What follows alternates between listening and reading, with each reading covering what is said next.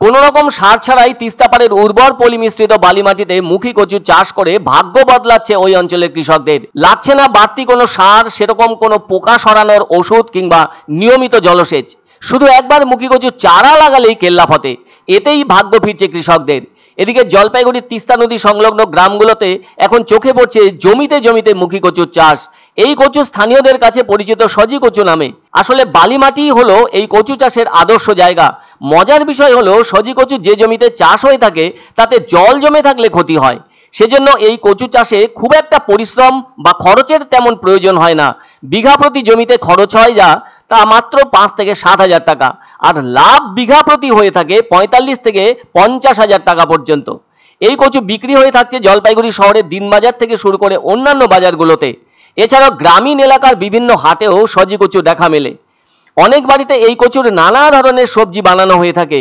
আবার এই সজি কচু বা মুখী কচু বিহারেও পাড়ি দিচ্ছে, যাচ্ছে ঝাড়খণ্ডেও। এ সময় তো তিস্তার বালি মাটিতে বাদাম চাষ করতেন কৃষকেরা। ফলে যেসব কৃষক বাদাম চাষ করতেন তারাই বর্তমানে মুখী কচু চাষ করছেন। তারা নিজেরাই বলছেন খরচ কম, যত্ন কম, কিন্তু লাভ অনেক বেশি। তার উপরে বাজারে এই মুখী কচুর চাহিদাও অনেক বেশি। তিস্তার স্রোত বয়ে আনে পলি বালি, আর ওই পলি মিশ্রিত বালি মাটিতেই চাষ হচ্ছে মুখী কচুর। তাই খরচ নয়, বুদ্ধি হচ্ছে এই চাষের আসল মূলধন।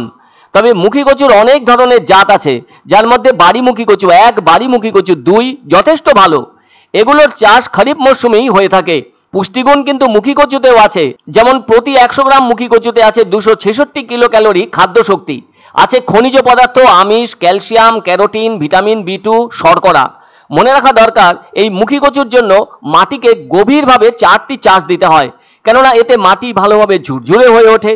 তবে উর্বর মাটির জন্য চারা বসাতে লাইন থেকে লাইনের দূরত্ব হবে 24 ইঞ্চি, গাছ থেকে গাছের দূরত্ব 18 ইঞ্চি।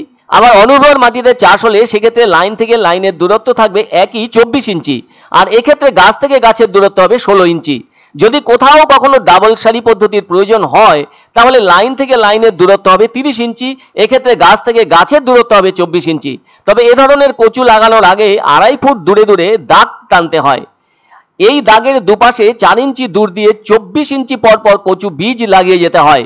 এতে দুটি লাইনের মধ্যে দূরত্ব 22 ইঞ্চি হবে এবং এক সারির 2 লাইনের মধ্যে দূরত্ব হবে 8 ইঞ্চি। এই পদ্ধতিতে বীজ লাগালে ফলন প্রায় 40 থেকে 50% বেড়ে যায়। তবে আগাছা দমনের জন্য জমি চাষ করার পর ভালোভাবে আগাছা পরিষ্কার করতে হবে। চারা লাগানোর 2 মাস পর থেকে জমির আগাছা পরিষ্কার করা দরকার।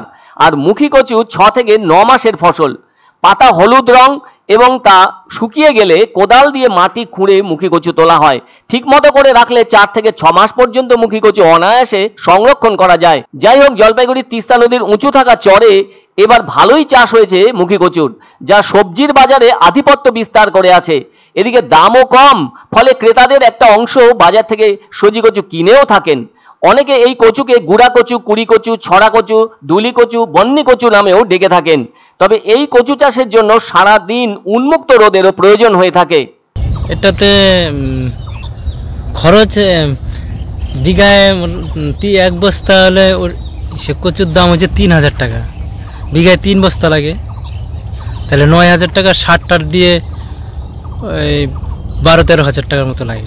এবার তো সবজির বাজার ভালো নাই, এবার আশা করা যাবে না কত হবে। গতবার ভালো ছিল, এবার বাজার ভালো নাই।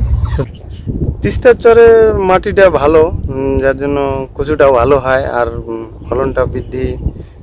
অন্যান্য চাষের থেকে বর্ষার সময় তো আর অন্য চাষ হয় না, জল টল দাঁড়ায় যায়, তখন অন্য চাষ ভালো হয় না। আর ওই কচু চাষটা বর্ষার সময় হয়, জল পেলেও অতটা হয়।